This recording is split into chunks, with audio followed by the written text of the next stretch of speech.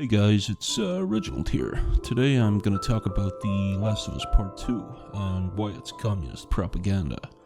I cleared the game for the first time last night.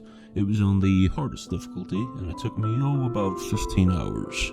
Serious spoiler warning to follow, friends. I'll be talking about the whole story. The game is heavily flawed in several ways. Objectively, the relationship between Ellie and Joe is bad.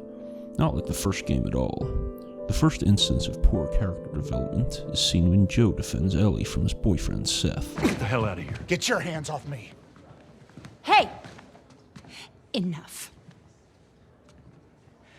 Joe and Seth are having a lover's quarrel over a cup of coffee, and Ellie gets caught in the middle. Ellie and Joe don't seem like friends here at all.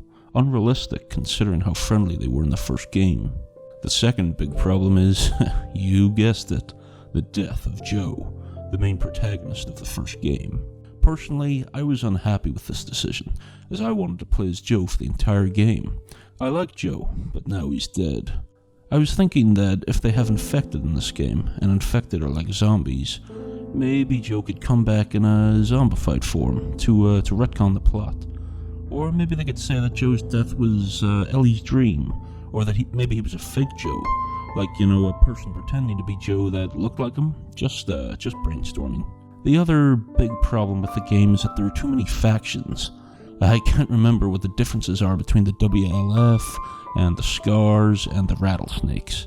It's too much for one game. If I was the developer, I would have just made one big faction that could be the enemy. Just like in Call of Duty, you always know who your enemies are, and who you're supposed to shoot. In this game, after about an hour, I've fought way too many enemies, all with different weapons and outfits. I don't like the crafting either. There are so many guns in this game. They're all similar and feel the same in gameplay. Again, you could have fixed this just by having one gun that handled well, Also, the story does this weird Pulp Fiction thing where the narrative jumps around a lot. Like, it's all non-linear and stuff. I prefer traditional games where the story is in chronological order. I hate it when a story goes back in time. Like when Joe and Ellie are in the museum, I have a hard time remembering whether it's past, future, or present. Just make a normal story. I just had an idea. What if they just made a normal story that was set back in the past? That way I could play as Joe again. Overall, the game isn't great. I'd give the game maybe a 6 out of 10. The gameplay was okay, and I liked that the graphics were good. Also, the Rat King was awesome. I'm glad he's the main villain. Thanks for watching, guys. I hope you liked my thoughts on the game, and hey, maybe Neil Druckmann will see this video and bring Joe back for part 3. Remember to like and subscribe for more game news and reviews. What are you drinking? Coffee.